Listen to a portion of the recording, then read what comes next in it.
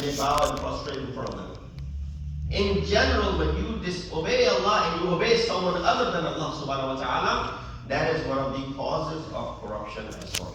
Prophet Ibrahim alayhi salatu wasalam said, "Faj'al," when he left his family, his wife and his daughter, his wife and his son, and Ismail, in that valley where he says, "Oh Allah, I have left my family in this barren land. What is the dua that he makes following that? He says, "Faj'al أَفْئِدَةً مِّنَ النَّاسِ تَهْوِي إِلَيْهِمْ." Allah, I'm leaving my wife and my child in these plains, in this desert, in this valley over here, which is barren, by the way. That's what the valley was. But what does he say? He says, "So make the hearts of a part of the people fond of them." I'm leaving them over here because of your instructions. But I want you to make people like them. If they like them, then they will remain harmless. They will not be harmed. But if people don't like them, then I will be constantly worried about my wife and my kid. You have given me another task. I have to leave them here. I can't be overlooking them. I have to be away. As much as I want to be here to take care of my family, I'm leaving them over here. But I want you to turn the hearts of look at the dua. I want you to turn the hearts of the people in their favor, so people like them. When they like them, they will remain safe. This is the ultimate dua that Hazrat Ibrahim made for his family. Is the Kaaba very beautiful? That's where Hazrat Ibrahim had left his family, right? You hold the story of Hazrat Hajar running between the two mountains of Safa and Marwa. What is the beauty in Kaaba? It's just a few black blocks stacked on top of each other. There isn't much engineering skill in it. But just one prayer from Hazrat Ibrahim is part of this Kaaba which turned the hearts of the people towards it.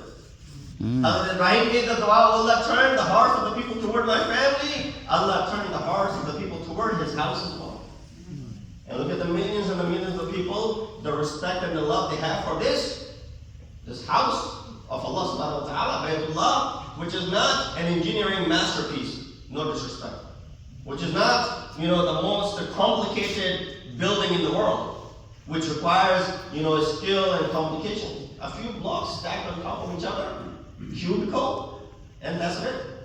No paintings, nothing of that sort is needed. The beauty of Kaaba is where? Is the house of Allah subhanahu wa ta'ala.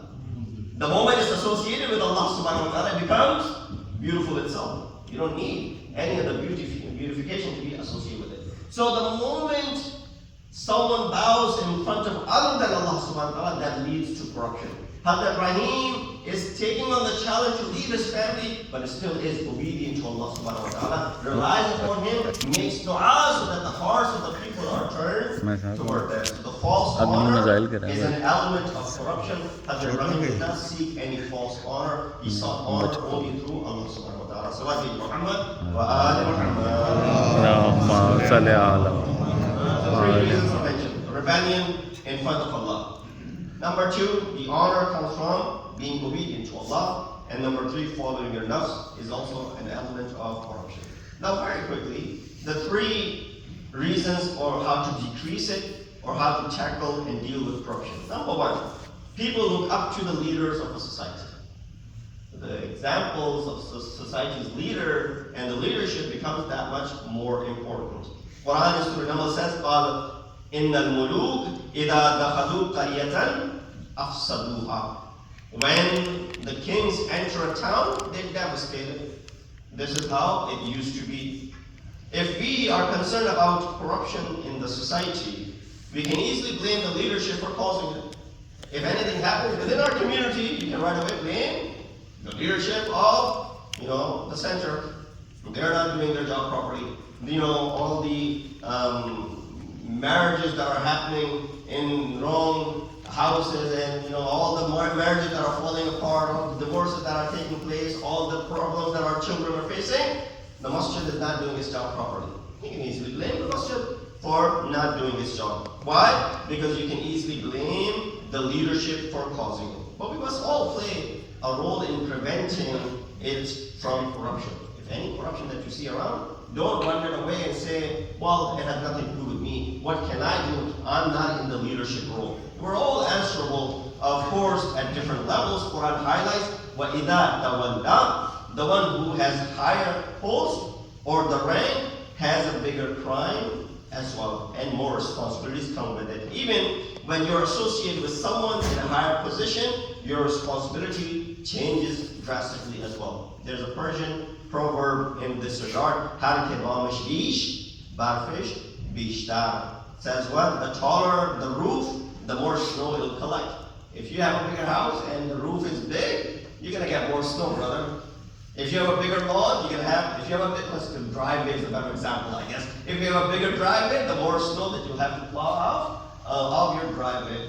I don't have a driveway, for example. I don't have to worry about big snowstorm coming because HOA will take care of my property. You'll have to take care of it yourself. So the one who has bigger lawn, the one who has a bigger roof, the more snow will be there. It conveys the idea that the greater wealth, the greater power or responsibility comes from challenges and burdens as well. And that is the reason when Quran talks about the wives of the Rasulullah in Surah Ahzab, it says, Ya nisa an-nabi, lastunna ka'ahadin min al-nisa'i.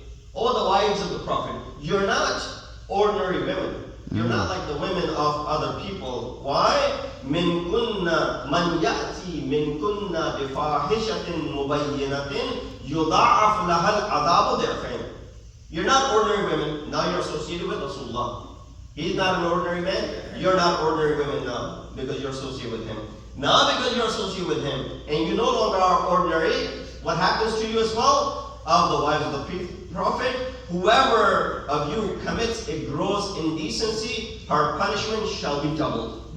Just merely being associated with Rasulullah, now your punishment becomes twice as much. But if it was an ordinary woman, they would have done the same thing. Their punishment would have been half of yours. So if a religious man, a scholar, or a ruler commits a sin, it will set a bad example for others. And naso ala dine mulukihim. People look up to those who are, amongst them in status. But people say, oh, so and so is also corrupted. He has also usurped millions and millions. So what if I usurp hundreds and thousands? They have usurped millions. I'm only usurping hundreds and thousands. So my crime is still less than that. No. Leaders' corruption is contagious. It gets to the community as well. And therefore, one of the ways of removing the fasad is to have your leadership to be pure and pure and without any corruption. And that is the reason we believe after the Prophet in those who are themselves to be infallibles, cannot be corrupted, and are void of any sort of corruption. Salat bi Muhammad. Allah. Second reason of getting rid of fasad and corruption from the society is dealing strongly with offenders and intruders of people's rights. If you don't have severe punishment and deal with the intruders and the offenders, then it'll give others the chance to go ahead and commit the same crime over and over. That's why we have rules, that's why we have laws, and that's why we have punishments set by the law of the land. If someone breaks this law, they will punish. Why is there severe punishment? We don't want the repetition of that breaking of that law. Sometimes we have to show harshness to condemn offenders and intruders. They ask, is Islam a religion of mercy and love, or is it a rough and a tough religion? The answer is both. Islam is lovable and merciful at most places, but of course, if there is an offense, and if there's an intruder, and if there are corruption, then Islam is going to go ahead and be holding those people accountable, and there's severe punishment, there's retribution. The Quran says that, قِصَاصِ حَيَاةٌ يَا أُولِي الْأَلْبَابِ. In qisas, in retribution, there's hayat for you, there's life for you, or those who possess intellect.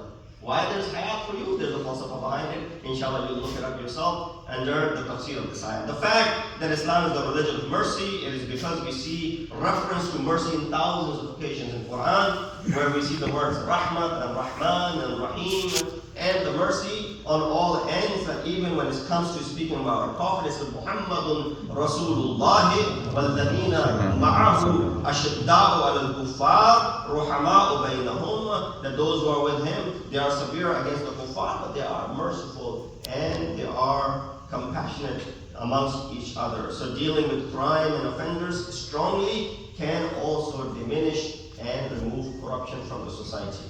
Number 3, and last, and I'll conclude with that as well.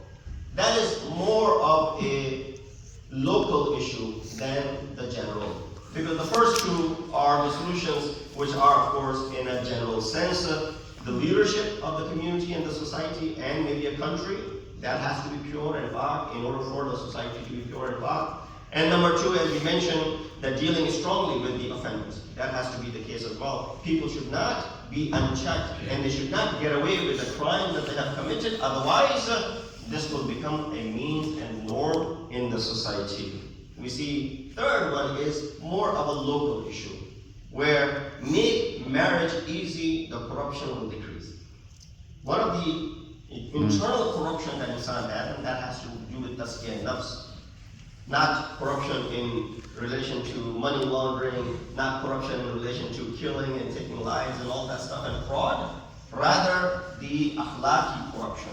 That has to be dealt with as well. So make marriage easy, the corruption will decrease. Let's make the process of marriage easier for young people, and therefore that's the hadith in Wasail al-Shia where Prophet of Islam said, إِذَا جَاءَكُمْ مَنْ تَرْضَوْنَ خُلُقَهُ وَدِينَهُ فَزَوِّجُوهُ إِلَّا تَفْعَلُوهُ تَكُنْ فِتْنَةٌ فِي الْأَرْضِ وَفَسَادٌ كَبِيرٌ. Rabbi says, Prophet said, if a proposal comes for your son or daughter and their akhlaq and their deen satisfy you, 2 things you should be looking for. Aside from wealth and bank balance and all that stuff. Looking for 2 things. Their akhlaq and their deen is satisfying you, then you marry them with it. If you don't, then this will lead to major corruption in the land. And that has to do with the internal and the corruption of the khuluq of insan and the akhlaqiyat of insan. Of course, this is something where we wanted to highlight under these ayat of Surah Fajr, ayat number 11, 12, and 13. In regards to corruption, we ask Allah subhanahu wa ta'ala to give us the tawfiq and ability to be able to understand the commands and the teachings of Ahl-e-Bait and so that we play our role in diminishing and removing corruption from the society. In the Hasan Hadith, وَعَبْدَ الْمُوْلَ اللَّهُ وَلِلَّهِ مِنَ الشَّيْطَانِ الرَّجِيمِ بِسْمِ اللَّهِ الرَّحْمَنِ الرَّحِيمِ وَالْعَصْرِ إِنَّ الْإِنسَانَ لَفِي خُسْرٍ إِلَّا الَّذِينَ آمَنُوا وَعَمِلُوا الصَّالِحَاتِ وَتَوَاصَوْا بِالصَّبْرِ